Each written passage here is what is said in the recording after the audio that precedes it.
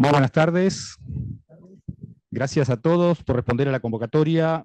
Vamos a dar inicio a este conversatorio Acceso a la Justicia con motivo del Día de la Defensa Pública del Mercosur y la celebración del 20º aniversario de la REDPO. En primer lugar, saludamos a los defensores públicos en su día y vamos a dar inicio a la actividad con palabras de apertura que van a estar a cargo de la Directora Nacional de la Defensa Pública, doctora María Susana Rey. Buenas tardes.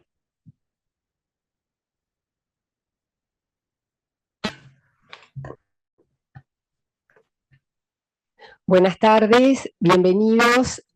Muy agradecida de contar con la presencia de autoridades del Poder Judicial, de integrantes de las Defensorías Públicas de Montevideo, directoras, defensores, técnicos, lo mismo quienes nos están acompañando a través del Zoom, defensores de Uruguay e integrantes de los equipos de las defensorías públicas de los países del Mercosur. Me consta que se han inscrito de Argentina, Paraguay, de Colombia y Ecuador. A todos le damos la bienvenida, a quienes me acompañan en la mesa, muy agradecida que nos está acompañando el doctor John Pérez, ministro de la Suprema Corte, el doctor Daniel Treca, como director encargado de la Autoridad Central del Ministerio de Educación y Cultura, así como el doctor Ignacio Goicoechea, representante para América Latina y el Caribe de la Corte de la Comisión de la Haya.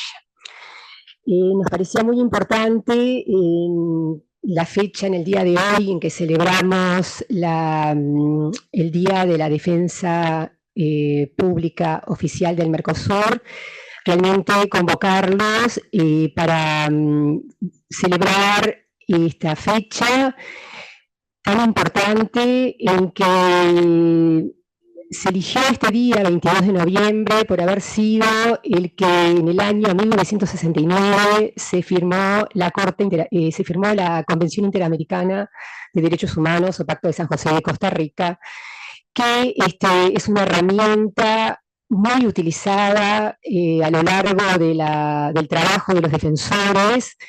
Sobre todo lo vemos en materia penal, quien no ha invocado en algún momento el artículo 8 o en las situaciones de los recursos de amparo, el artículo 25, o sea que es una herramienta fundamental para la defensa.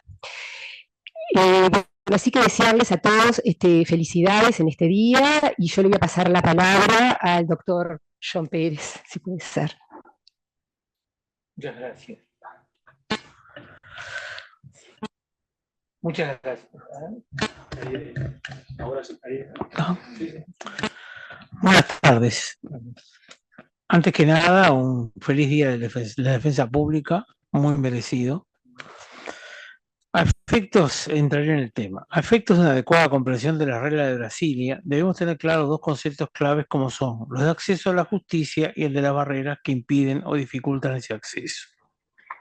El acceso a la justicia constituye un derecho humano fundamental de los justiciables para poder acceder a los organismos administrativos y jurisdiccionales sin discriminación de especie alguna basada en sexo, raza, poder económico, orientación sexual o cualquier otra naturaleza.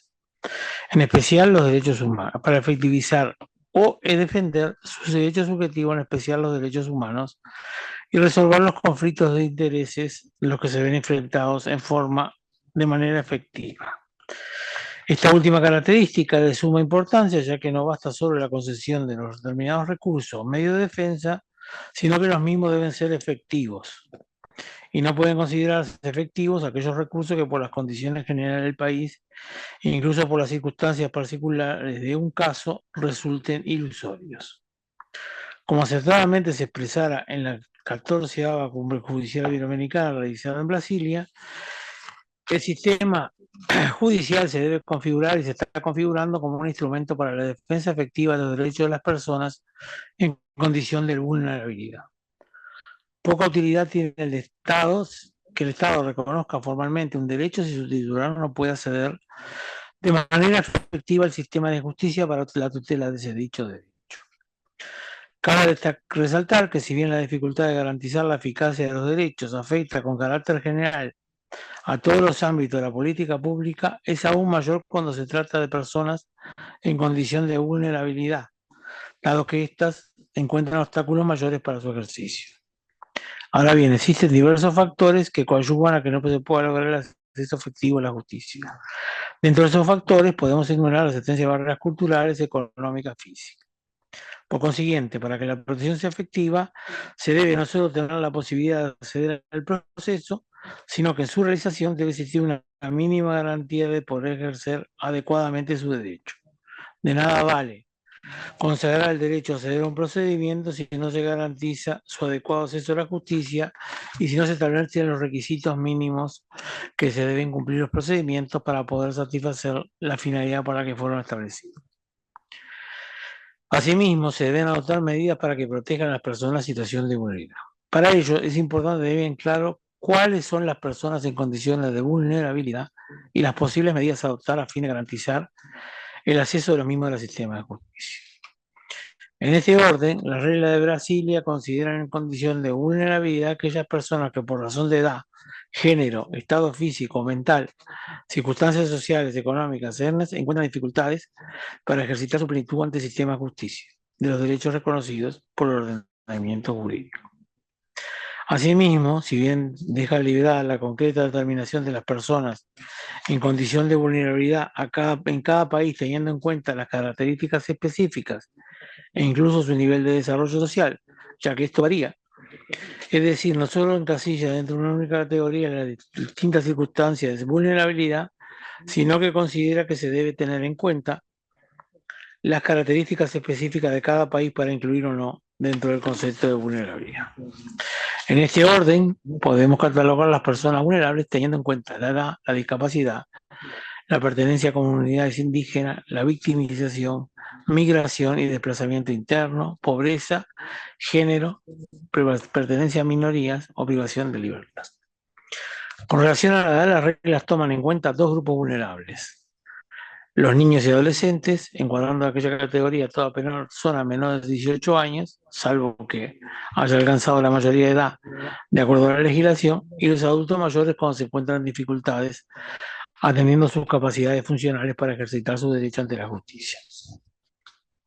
Con relación a la discapacidad, la misma abarca la deficiencia física, mental o sensorial, permanente o temporal, que limite la capacidad de ejercer una o más actividades esenciales de la vida diaria.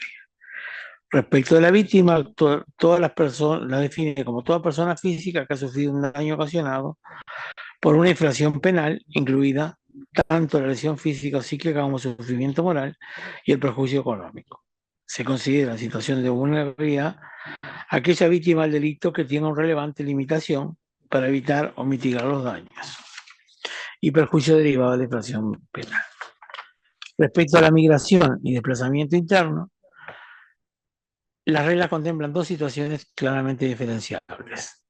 La situación de vulnerabilidad, la de aquellas personas que tienen que desplazarse de un país a otro, y la migración interna dentro de un mismo estado por razones de violencia, catástrofes naturales o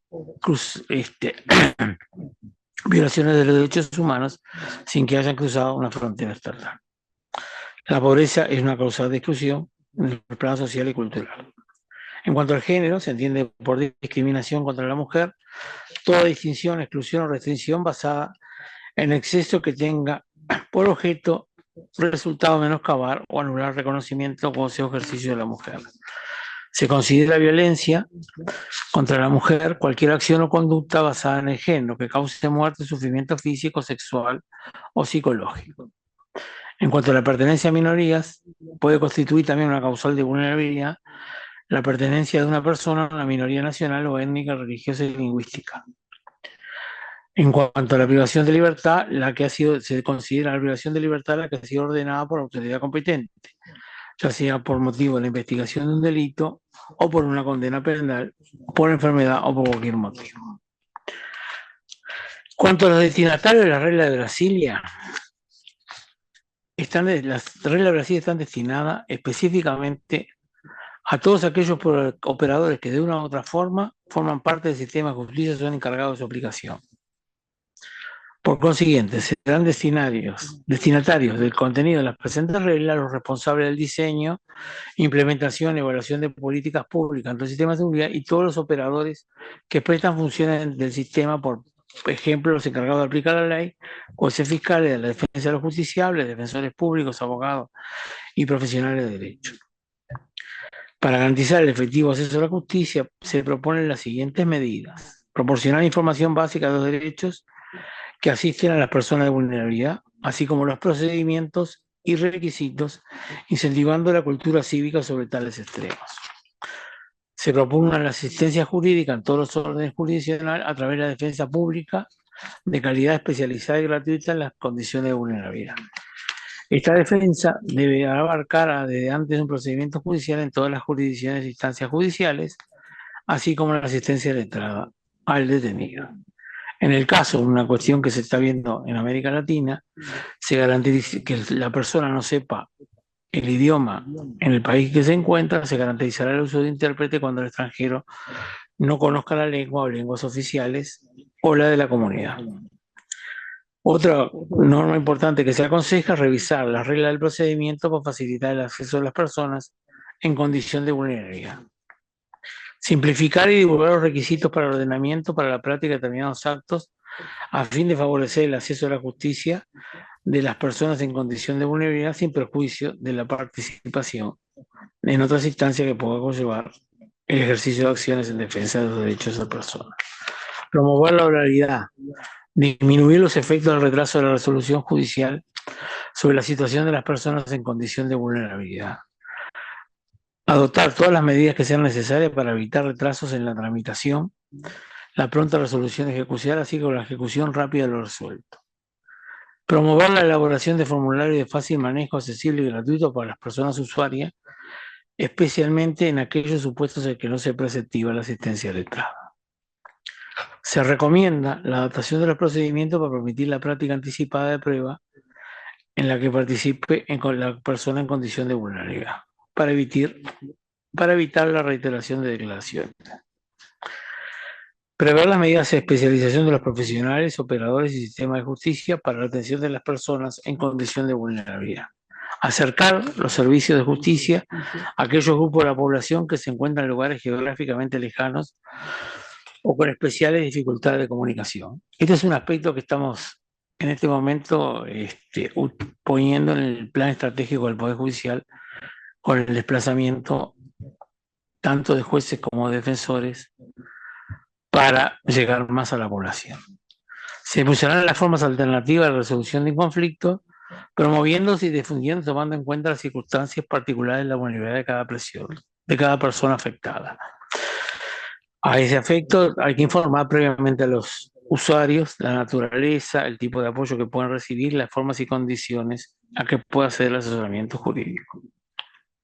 Se debe prever la asistencia para ese tipo de resolución alternativa de conflictos, de intérpretes profesionales y, en su caso, si es menor, la autoridad parental.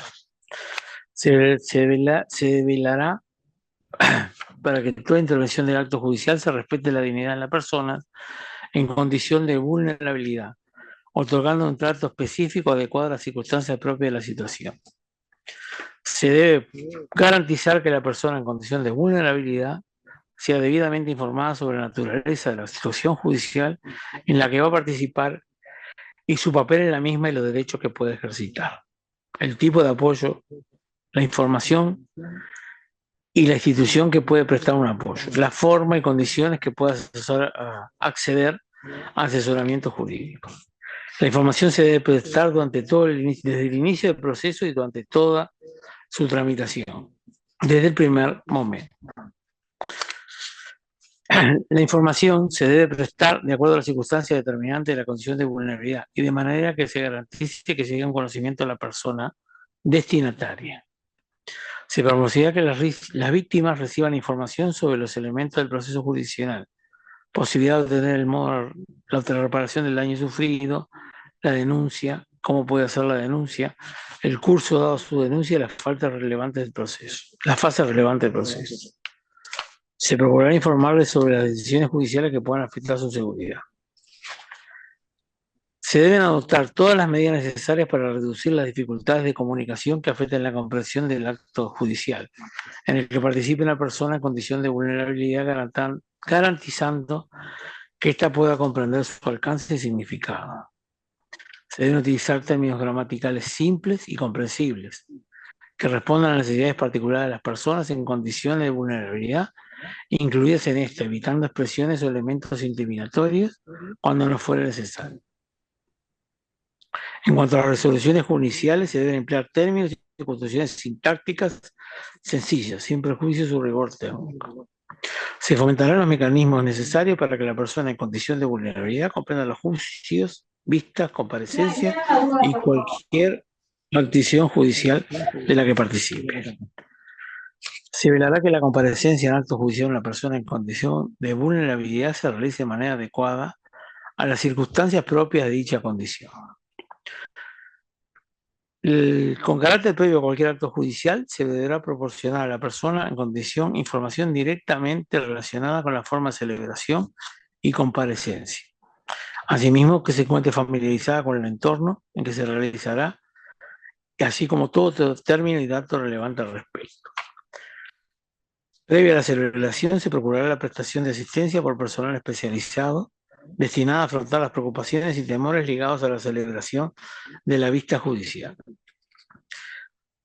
procurando que la comparecencia siempre tenga lugar en un entorno cómodo, accesible, seguro y tranquilo, procurando evitar en lo posible la coincidencia en su caso en dependencias judiciales de la víctima con el inculpado del delito.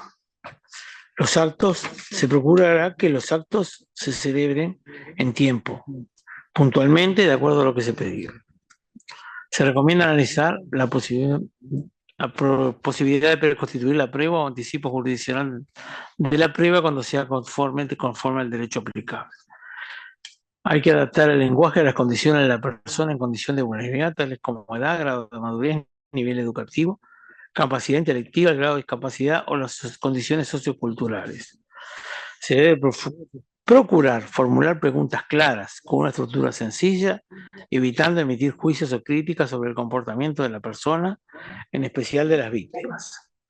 Cuando sea necesario, se protegerá a la persona en condición de vulnerabilidad de las consecuencias de prestar declaración de audiencia. Se recomienda adoptar las medidas necesarias para garantizar una protección efectiva de los bienes jurídicos de las personas en condición de vulnerabilidad, ya sea que intervengan en calidad de víctimas o testigos. En cuanto a la accesibilidad con personas con discapacidad, se promoverá la reducción de barreras arquitectónicas, facilitando el acceso como la estancia en los edificios judiciales. En los actos judiciales que participen menores se debe tener en cuenta la edad y el desarrollo integral, evitando los formalismos innecesarios, utilizando el lenguaje sencillo y su comparecencia se celebre en una sala adecuada. En cuanto a los integrantes de las comunidades indígenas, se respetará la dignidad, las costumbres y las tradiciones culturales de las personas integrantes de comunidades indígenas, conforme a la legislación interna de cada país. Se debe procurar el respeto de los derechos de las personas en condición de vulnerabilidad, evitando la publicidad no deseada de datos de carácter personal, disponiendo, en caso necesario, que las actuaciones jurisdiccionales, orales o escritas no sean públicas. En todo caso, no debe estar permitida la toma de difusión de imágenes en relación con los niños, niñas y adolescentes. En cuanto a la eficacia de las reglas, el principio general es de colaboración. Están directamente ligadas a la colaboración de sus destinatarios. Por consiguiente, los diseñadores de las políticas públicas deben poner especial cuidado en identificarlos, crear mecanismos necesarios y propiciar instancias permanentes de su participación durante el proceso.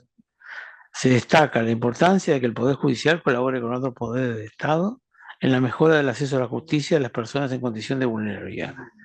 Cada país considerará la conveniencia de propiciar la participación de las entidades de sociedad civil por su papel relevante en la cohesión social y por su estrecha relación e implicación con los grupos de personas más desfavorecidas de la sociedad. En cuanto a la cooperación internacional, se crearán espacios en los que puedan participar representantes permanentes que permitan el intercambio de experiencias en esta materia entre los distintos países, analizando las causas de éxito o fracaso de cada una de ellas, disponiendo las buenas prácticas. Se insta a las organizaciones internacionales y agencias de cooperación para que continúen brindando su asistencia técnica y económica, impulsando y colaborando en el fortalecimiento y mejora del acceso a la justicia. Y para que tengan en cuenta estas reglas en las actividades que incorporen y las incorporen de forma transversal en los distintos programas y proyectos de modernización del sistema judicial en que participen. Se promoverá la realización de estudios e investigaciones en la materia con la colaboración de instituciones académicas y universitarias. Se desarrollarán actividades que promuevan la cultura constitucional y una adecuada formación integrando las reglas a los distintos programas de formación y actualización. En cuanto a las nuevas tecnologías, se procurará el aprovechamiento de las posibilidades que ofrezca el progreso técnico para mejorar las condiciones de acceso a la justicia en condiciones de vulnerabilidad.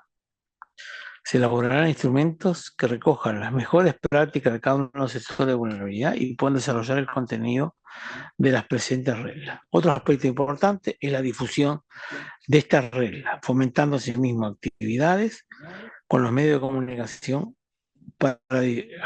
entre los distintos destinatarios.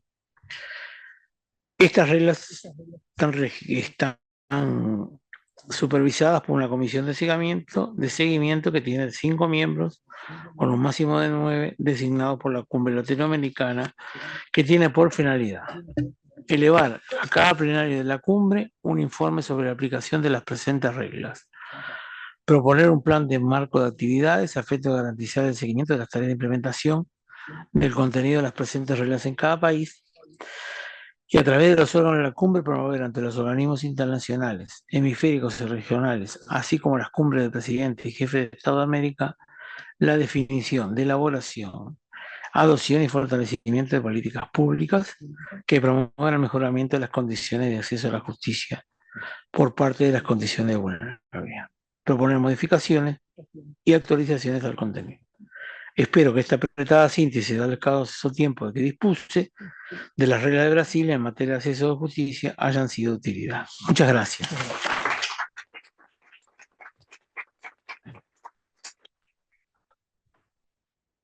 Le solicitamos a las personas que están conectadas vía remota a través de la plataforma Zoom que mantengan silenciados los micrófonos a efectos de evitar interrupciones. A continuación, y siguiendo el programa que se había previsto, toma la palabra el doctor Daniel Treca, director encargado de la Autoridad Central de Cooperación Jurídica Internacional, dependiente del Ministerio de Educación y Cultura. Buenas tardes para todos y para todas. Sí, debo poner el micrófono para los silencios aquí. Hola. Ahora sí. Bueno, buenas tardes para todos y para todas. Es realmente un gusto participar en este evento. Felicitar a la Defensa Pública por el Día de la Defensa Pública del Mercosur y los 20 aniversario del REDPO.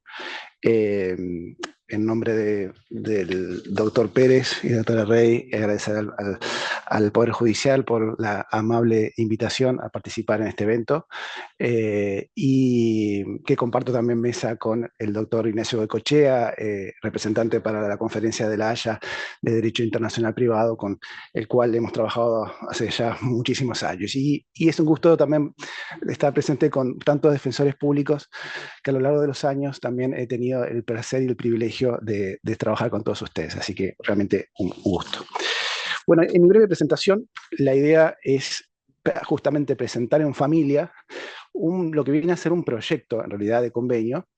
Voy a compartir una presentación. Y acá. Bien. Creo que ahí se ve, ¿no? Ahora. Ahí va. Bueno, ¿qué es este convenio iberoamericano de acceso a la justicia?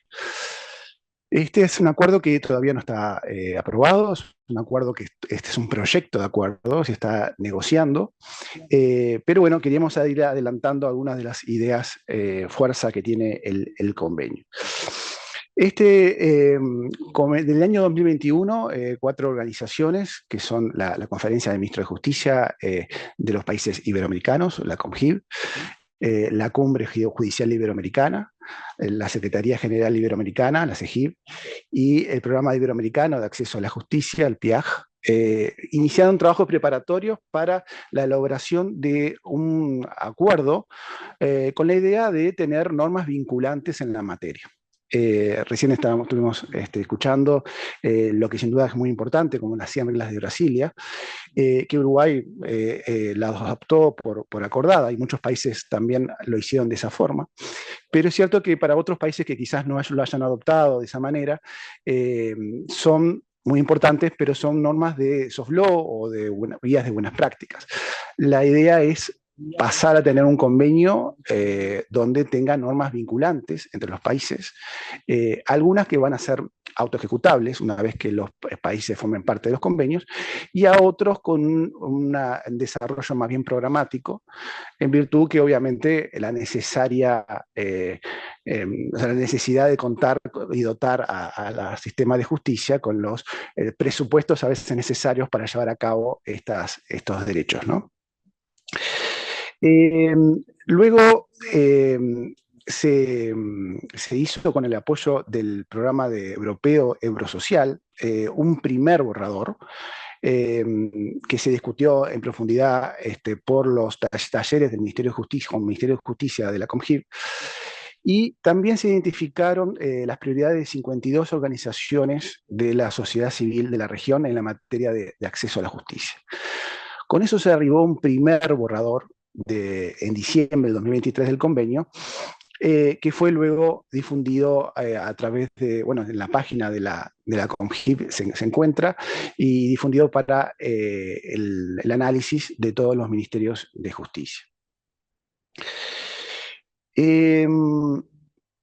A ver si puedo, aquí. Durante el 2024, la COMGIB realizó diversos talleres de trabajo virtuales donde se desarrollaron los diferentes capítulos de este proyecto de convenio, donde integrado tanto por personales, funcionarios públicos, como también por personas de la sociedad civil interesados en estos temas del acceso a la justicia. Y ahora muy prontamente, en la semana que viene, en Chile va a haber también un espacio de intercambio sobre acceso a la justicia, y también la continuidad, la primera reunión presencial para la negociación de este acuerdo. Este acuerdo actualmente, y esto es obviamente como estamos en proyecto de acuerdo, todavía es muy preliminar, pero actualmente consta de 54 artículos distribuidos en 8 capítulos. Los capítulos son el objetivo, el ámbito de aplicación y definición de los principios, información y educación en derechos, empoderamiento y orientación jurídica, mecanismos de resolución de conflictos, mecanismos jurisdiccionales de resolución de conflictos, acceso a la justicia de las personas en condiciones de vulnerabilidad, esto está muy ligado obviamente con las 100 reglas de Brasilia, políticas públicas para el acceso a la justicia, seguimiento y efectividad del convenio y, bueno, cláusulas finales.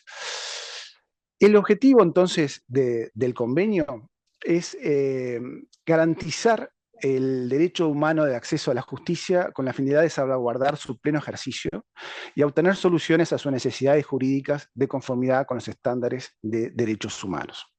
Y el convenio dice, busca promover el acceso a la justicia a través de la información y la orientación jurídica y los mecanismos jurisdiccionales y no jurisdiccionales de solución de conflictos, el fortalecimiento de los servicios de atención jurídica y el establecimiento de directrices para la elaboración de políticas públicas para el acceso a la justicia, así como toda otra forma de satisfacer las necesidades jurídicas de la población en los países iberoamericanos. El propio convenio tiene una definición de qué se entiende por acceso a la justicia y establece, a ver que yo lo tengo acá como bloqueado, no sé si lo puedo, ahí va, un segundito. Bueno, si no lo leo, bueno, me fui. El derecho de toda persona y colectivo de personas a conocer y ejercer sus derechos y a contar con recursos y servicios de apoyo legal efectivos, así como instancias judiciales, administrativas e informales adecuadas para obtener resoluciones justas a sus necesidades jurídicas. El convenio también reposa sobre ciertos principios de interpretación e implementación. Principios como el de efectividad, el de progresividad, y esto es importante, lo que yo le decía en principio, no se espera que hay un cúmulo de normas que son programáticas y no se espera que con la ratificación vaya inmediatamente a ser efectivo todo el cúmulo de derechos establecidos en el convenio, pero sí que progresivamente esa sea la indicación. También el principio de no regresión, o sea, de ninguna manera la aplicación del convenio implica retrotraer o restringir derechos o servicios ya prestados por el Estado que lo ratifique. O sea, si en realidad tuviera una normativa más benévola, la legislación nacional de ninguna forma va a estar restringido por este convenio.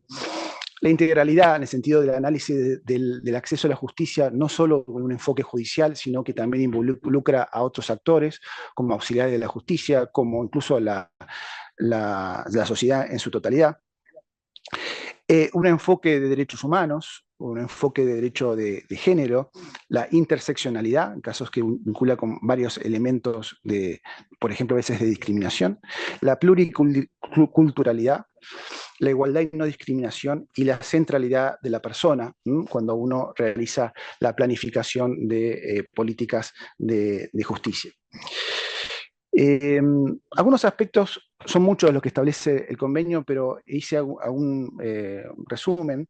El convenio regula sobre información y educación en derechos y el empoderamiento jurídico, eso están las dos muy vinculadas, que va a la mano a hacer conocer a la población en general cuáles son sus derechos para poder acceder a la justicia. Entonces, también a esa difusión de los derechos, de las vías, de los servicios existentes para poder acceder a la justicia. La orientación y asesoramiento técnico jurídico.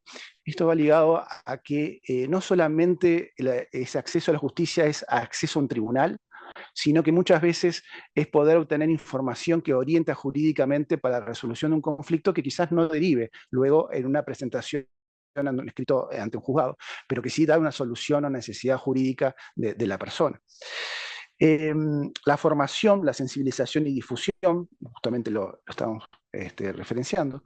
La justicia comunitaria.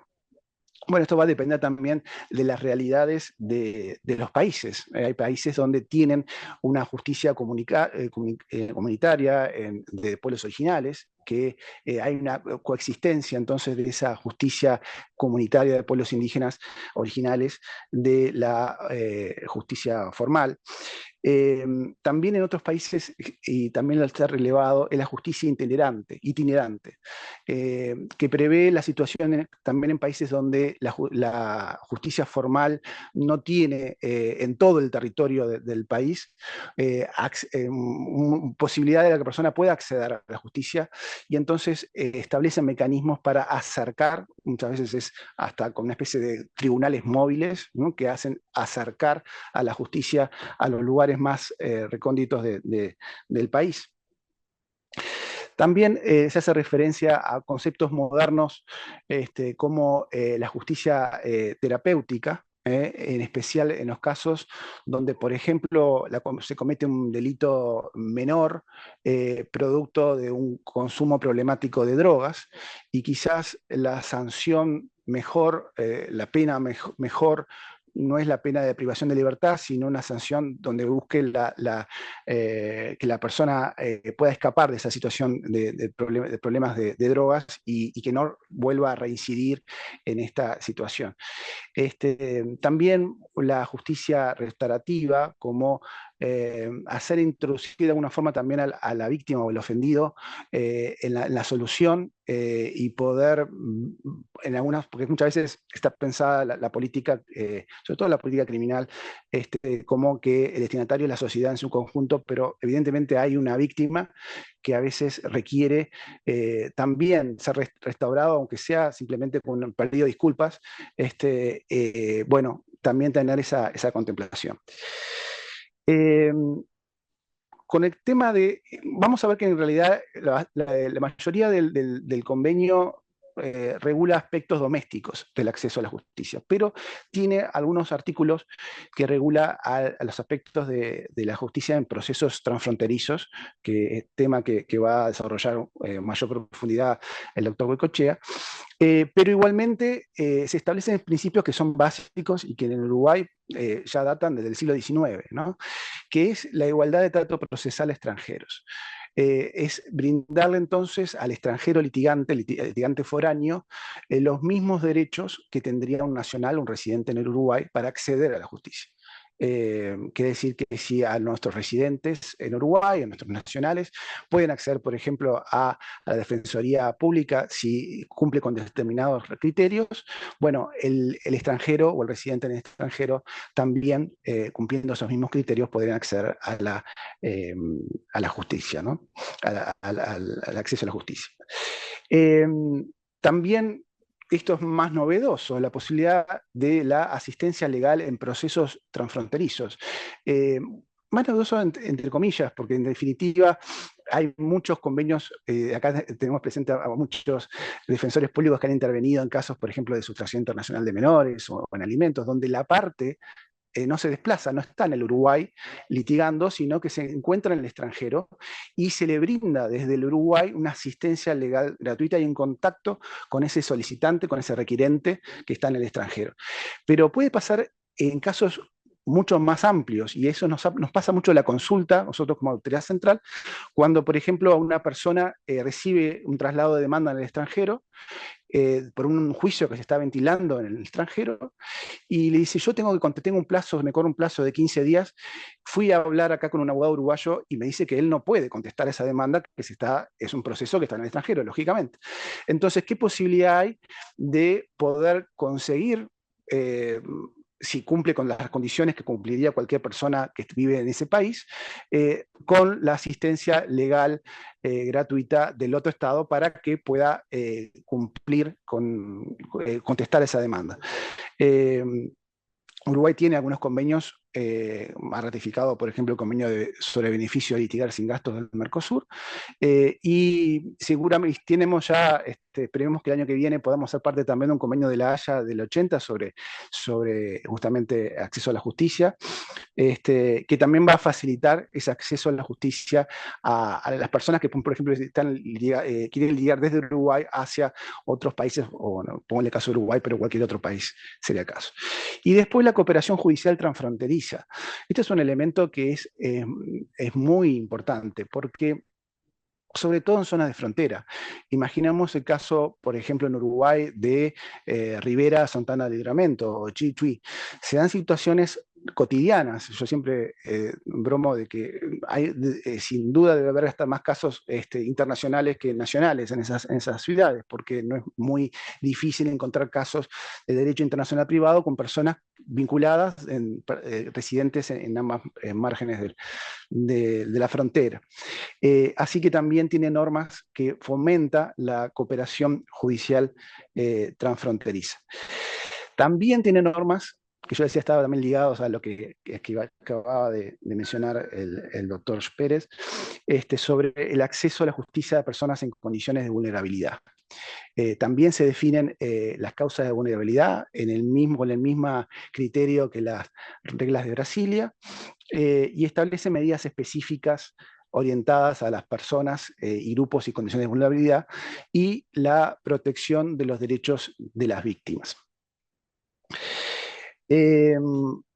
Por último, a los efectos de la creación de políticas públicas para el acceso a la justicia, bueno, se indica la necesidad de contar con encuestas de necesidades insatisfechas, una política de justicia abierta, de transparencia, de integridad y rendición de cuentas para que puedan tener acceso la sociedad en general a la información, salvaguardando obviamente la protección de datos personales, el uso de nuevas tecnologías para mejorar el acceso a la justicia y la transparencia, o sea, no solamente para acceder al expediente electrónicamente, sino para el uso, por ejemplo, cada vez más frecuente de la videoconferencia como mecanismo para poder escuchar a la parte, a un testigo a través de ese sistema. Y también la colaboración y participación ciudadana en este desarrollo de estas políticas públicas para el acceso a la justicia. Bueno, muy brevemente, es un convenio que está todavía en formación. Se tiende a pensar que quizás en el próximo año pueda culminar esa negociación y poder celebrar entonces este acuerdo que va a generar que todos los países, para poder cumplirlo, vayan adaptando su legislación interna, siempre y cuando también otorgándole el presupuestos necesarios para poder llevar adelante todo este cúmulo de derechos que sin duda este convenio recoge. Así que sin más, muchas gracias por su atención.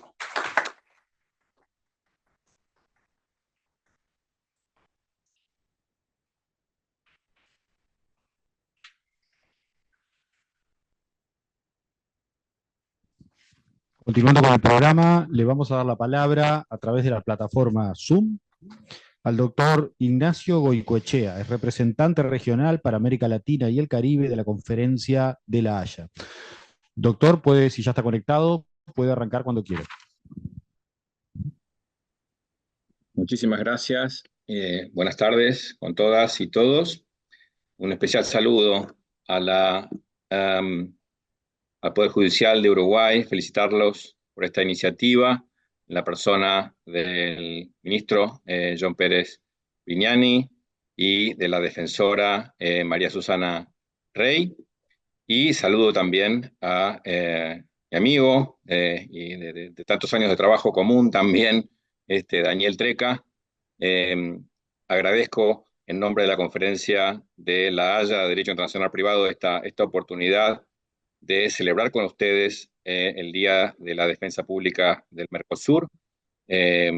Reconocemos y valoramos y admiramos el trabajo de las defensoras y defensores, y creo que es una buena ocasión esta para intercambiar algunas ideas. Si me permiten, voy a compartir una breve presentación. Entiendo que la están viendo, ¿es así? Todavía no. No, todavía no. Ahora bueno, sí. vamos a ver si ahí llegó. Sí. Perfecto. Muchas gracias. Vamos a ver si aguanta la conexión. Si ustedes ven que no se escucha o me congelo, lo sacaría la presentación. La idea es agregar un componente a esta conversación sobre acceso a la justicia, y el componente sería el acceso transnacional a la justicia. Antes de entrar propiamente en tema, decir dos palabras de la organización que represento. Es un organismo intergubernamental, la Conferencia de La Haya de Derecho Internacional Privado, fundado en 1893, y de alguna manera es una suerte de parlamento mundial donde se desarrollan normas de derecho internacional privado, procurando justamente asegurar el acceso efectivo a la justicia a las personas físicas y jurídicas. Ahí tienen una imagen del Palacio de la Paz en la ciudad de La Haya, y adentro de la foto el edificio de la Academia Internacional de Derecho Internacional, también en La Haya, en la misma sede, digamos, donde está el Palacio de la Paz.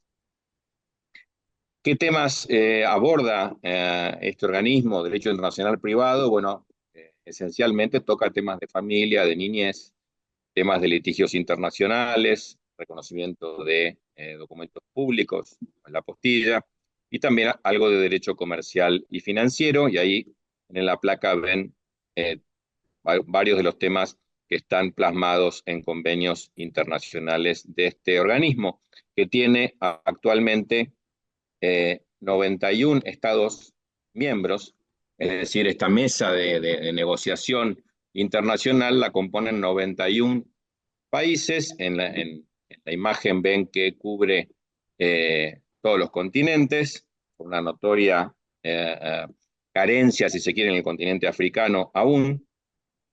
Pero además de estos 91 países que negocian instrumentos, es importante destacar que los instrumentos que se desarrollan luego se abren a todos los países del mundo.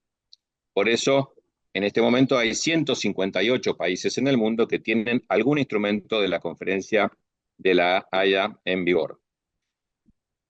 Y en América Latina son 16 los miembros que, como recién decía, se sientan a negociar instrumentos, y son 19 los países de la región que tienen algún convenio de la Haya en vigor, con lo cual creo que muestra que este organismo no es europeo, no es americano, es verdaderamente universal.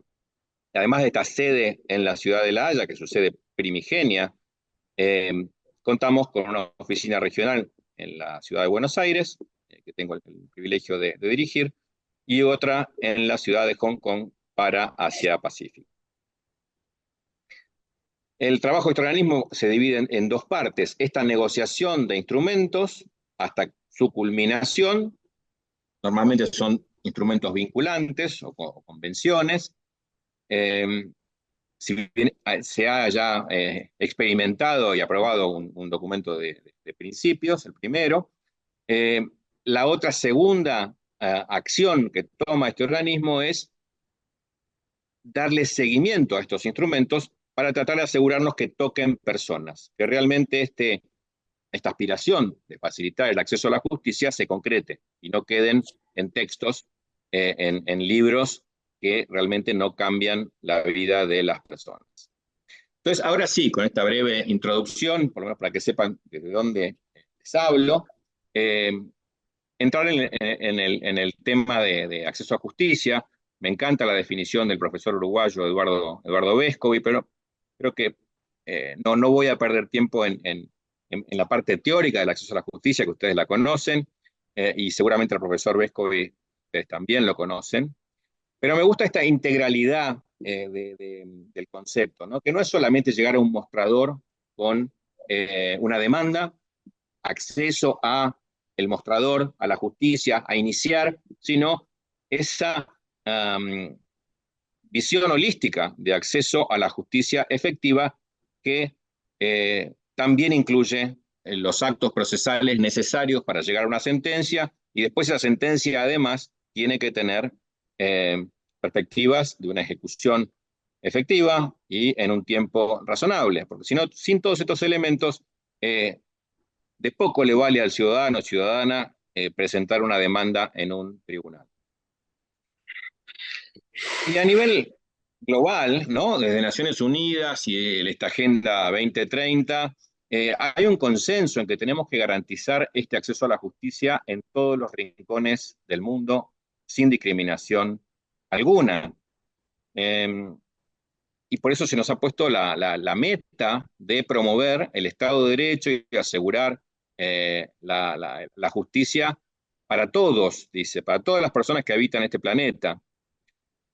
Y ya un poco más avanzado en la implementación de la agenda, se ha desarrollado un indicador de acceso a la justicia civil, el 16.3.3. Ahora bien, siempre que se habla de acceso a la justicia, se tiende, por lo menos en primera instancia, a imaginar el acceso doméstico, interno a la justicia, cómo el ciudadano llega a sus tribunales, a los tribunales del país donde habita. Inclusive se ha desarrollado mucho más el concepto de acceso a la justicia en procesos penales que civiles. Por eso recién les hablaba de este indicador de accesibilidad a la justicia civil, que vino muchos años después de que se adoptara la Agenda 2030, ¿no? Como que la parte civil siempre viene rezagada.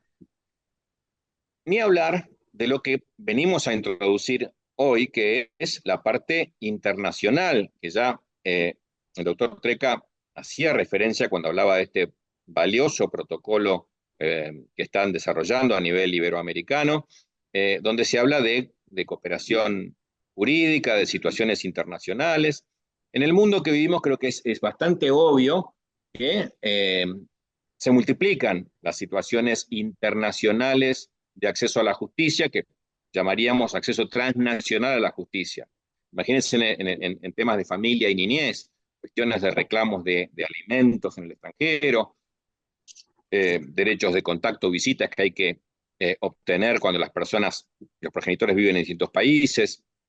Recién el doctor Treca hacía referencia a la sustracción internacional de niños, la cantidad de niños y niñas no acompañados, niños migrantes, la cantidad de divorcios, situaciones sucesorias, de filiación, que tienen de nuevo personas de distinta nacionalidad, personas que residen en distintos países, elementos extranjeros que impactan en este proceso civil.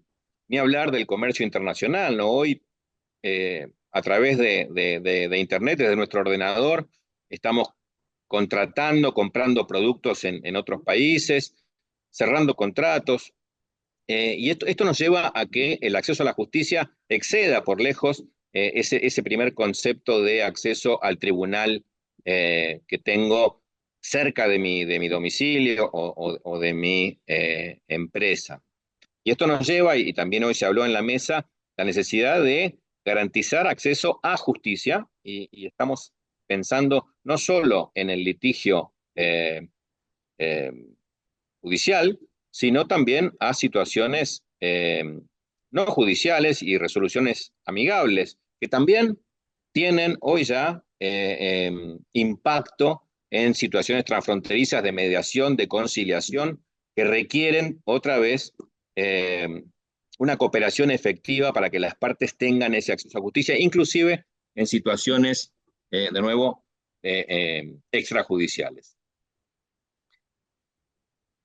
Hace un tiempo, dos profesores de Derecho Internacional Privado, un venezolano, Javier Ochoa, y colombiana, Claudia Madrid, estudiaron esta situación de cómo se accedía a la justicia transnacional y en qué medida había obstáculos todavía por atender.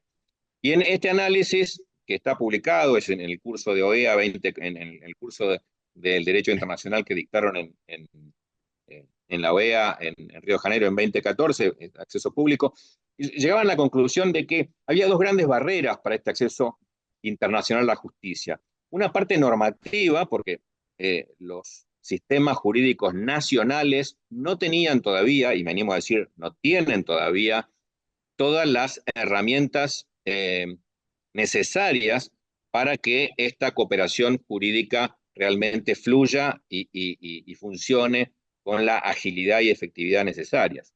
Y la otra gran barrera es operativa, o sea, no solo es necesario tener convenios internacionales, guías de buenas prácticas, principios, protocolos, sino operadores que las puedan aplicar, que las interpreten, que las conozcan, y usuarios y usuarias que sepan que tienen vehículos para acceder a la justicia en contextos internacionales, ¿no? Y aquí sin duda ya empezamos a imaginar que hay un componente que les toca como defensoras y defensores de tantas situaciones que a ustedes les toca ver seguramente a diario, donde necesitan estas herramientas. A veces las tienen, a veces no, dependerá de la jurisdicción y del caso. Pero esto nos lleva al derecho internacional privado, ¿no? Nos lleva a que es el derecho internacional privado el que desarrolla estas herramientas que nos ayudan a determinar quién es el juez competente, cuál es la ley aplicable, de qué manera se genera cooperación jurídica, cómo se reconocen decisiones extranjeras. Este trabajo del derecho internacional privado pareciera que tiene que tener mucha más visibilidad y atención en el mundo que estamos viviendo. Entonces, lo primero que pensamos es que los sistemas internos, los ordenamientos jurídicos nacionales, tienen que ocuparse, a través de sus autoridades, de incorporar estas herramientas necesarias para la cooperación jurídica internacional.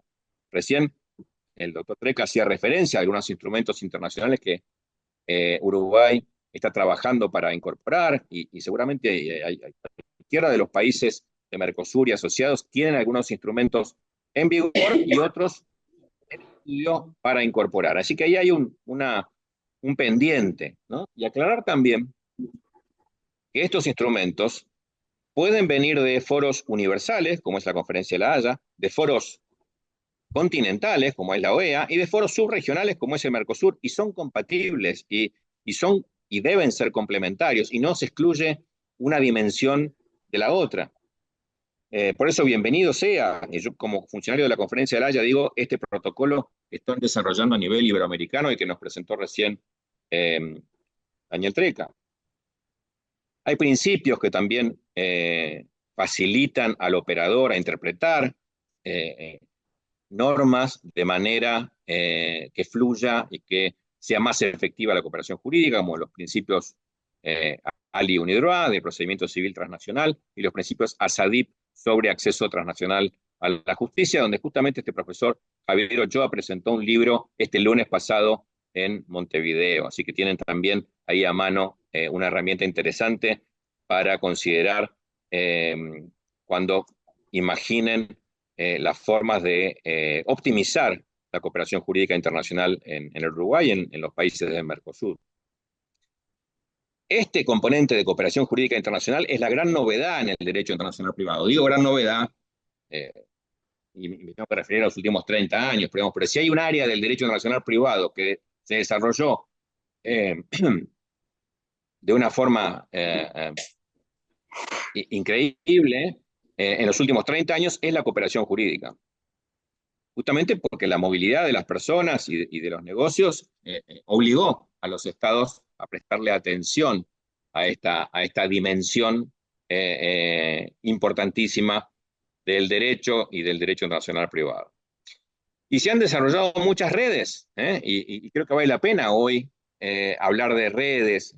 Estos convenios de cooperación jurídica internacional suelen descansar sobre el funcionamiento de redes de autoridades centrales, y hay autoridades centrales de convenios de La Haya, hay autoridades centrales de convenciones interamericanas, del Mercosur, hay puntos de contacto de Iberred, el profesor Daniel Treca es autoridad central de todas estas redes y opera simultáneamente todos estos instrumentos y sabe y lo importante y lo valioso que es trabajar en forma eficiente con las autoridades centrales de los demás países. Un poco más novedosa la red de jueces. La Conferencia de La Haya en los últimos 20 años avanzó mucho con el funcionamiento de una red de jueces expertos en familia y niñez, y también en algunos países se han desarrollado redes nacionales de jueces. Y incorporo aquí a la REDPO, ¿no? Y yo tengo que decirlo con toda humildad, no sé en qué medida están trabajando sobre casos internacionales, más allá de intercambios de experiencias, canalizando cooperación activa en situaciones donde muchas que los usuarios llegan a la justicia desde el país que reside en el extranjero a través de un defensor público, y el casos de sustracción de niños son uno de ellos, y donde muchas veces después se necesitan tomar medidas en el país donde reside esta persona y donde podría ser necesario que esta misma persona tuviera un defensor o defensora en el país donde litiga y otro defensor o defensora en el país que reside para completar este esquema de protección jurídica que muchas veces es necesaria. Entonces creo que ahí a mí me queda como un signo de pregunta, pero desde ya no puedo más que anticipar lo importante que los defensores y defensoras en red en muchos casos contribuyan a la cooperación jurídica internacional, ni hablar, por ejemplo, en los casos de mediaciones internacionales, donde la persona está en un país y necesita el asesoramiento para poder después alcanzar acuerdos y eventualmente reconocer la efectividad de estos acuerdos en ambos países, porque este es, si se quiere, el desafío de los casos internacionales. Usualmente necesitamos que la solución jurídica, sea sentencia, sea acuerdo de partes, tenga efectos jurídicos en las dos jurisdicciones vinculadas, ¿no? Y ahí, de nuevo, el asesoramiento jurídico, la orientación es clave para ahorrarles tiempo y para que tengan realmente el camino más efectivo. Yo creo que ahí hay mucho trabajo de orientación importante para desarrollar desde las defensorías y creo que los organismos internacionales como la Conferencia de La Haya tenemos que estar a disposición para apoyarlos en el manejo de estas herramientas y en el desarrollo de las redes que faciliten esa cooperación. La Conferencia de La Haya tiene una serie de instrumentos que facilitan los litigios internacionales. Recién nombró algunos el doctor Preca, el de notificaciones de 1965, el de obtención de pruebas de 1970, el de acceso a la justicia de 1980, ese justamente para evitar la discriminación de nacionales o no nacionales o no residentes en una jurisdicción extranjera. A nivel comercial, el acuerdo de elección de foro para respetar la elección de foro de las partes y las sucesivas sentencias que se obtenga en el tribunal elegido. El último convenio de la Conferencia de La Haya de 2019 sobre reconocimiento y ejecución de sentencias. El primer convenio a nivel global que permite la circulación de sentencias y que en este continente ha sido Uruguay el primero en incorporarlo. Entró en vigor, si no me equivoco, el 1 de octubre de este año. Así que bueno, hay mucho movimiento en el ámbito de la cooperación jurídica internacional, mucho por hacer para incorporar herramientas y para optimizar el funcionamiento de las que ya existen. Y ahí, si quieren, también pasamos a lo que es la protección de los niños, ¿no? Los convenios sobre sustracción de niños, sobre adopción internacional, sobre protección internacional de niños de 1996. Todos estos instrumentos que protegen a niños y niñas, en definitiva, son herramientas para proteger derechos humanos de niños, niñas y adolescentes. Y recuerden, la Convención de los Derechos del Niño, en su artículo 4, dice que los estados van a adoptar todas las medidas legislativas y de otra índole para dar efectividad a los derechos reconocidos en la Convención. Pues bien, varias de las situaciones previstas en la Convención de los Derechos del Niño, como la obtención de alimentos, como la adopción internacional, como la sustracción internacional de niños, como el derecho de contacto o visitas, realmente hay que aterrizarlos con herramientas de cooperación jurídica, si no quedan como aspiraciones o derechos que tienen niños y niñas garantizados por la Convención, pero en la práctica, hasta que no tienen la herramienta para hacerlos efectivos, es una aspiración solamente. Y la Comisión Americana de Derechos Humanos, el Pacto de San José, también dice que las partes se comprometen a adoptar, con arreglo a procedimientos constitucionales y a las disposiciones de la Convención, todas las medidas legislativas y de otro carácter para hacer efectivos tales derechos. Y vale la pena aquí recordar que el año pasado, a fines del año pasado, la Corte Interamericana de Derechos Humanos, en el caso Córdoba contra Paraguay, en un caso de sustracción internacional de niños, sanciona a Paraguay por no haber tomado medidas adecuadas para que los convenios de protección de sustracción de niños funcionen debidamente y que no hayan dictado una normativa procesal adecuada. Así que ven cómo este puente entre derechos humanos y herramientas de cooperación jurídica internacional es clave para ese acceso transnacional a la justicia que hoy estamos presentando.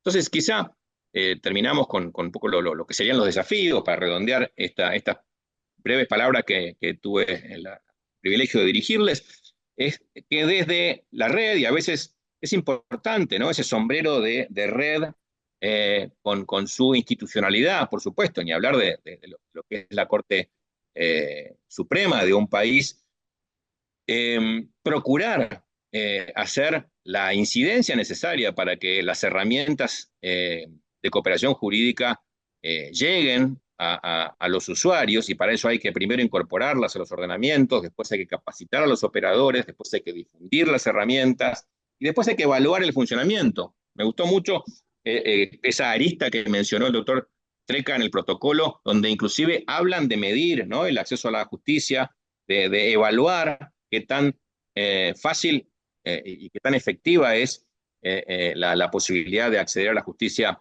en casos internacionales. Con lo cual, creo que hay mucho para hacer. Me parece que la REDPO, me parece que la Corte Suprema del Uruguay, la Autoridad Central de Uruguay, la Conferencia de la Haya, la OEA, el Mercosur, todos tenemos que estar, creo que, sintonizando en muchas acciones que podemos empujar juntos para lograr esa aspiración que es garantizar el acceso transnacional a la justicia, además o dentro de ese gran título de acceso a justicia que queremos garantizar para todas las personas, más allá del lugar donde se encuentren, más allá de su nacionalidad y más allá de su país de residencia. Muchas gracias por su atención y por esta oportunidad.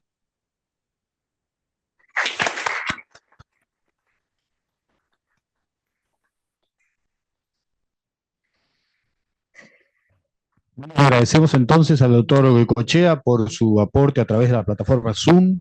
Tenemos previsto para finalizar, si es que hay la posibilidad de eso, porque haya interrogantes que quieran plantear, una rueda de preguntas. Si eso es así, por favor, pedimos que nos indiquen. Del mismo modo para la gente que está conectada por Zoom, aprovechando la presencia de los panelistas.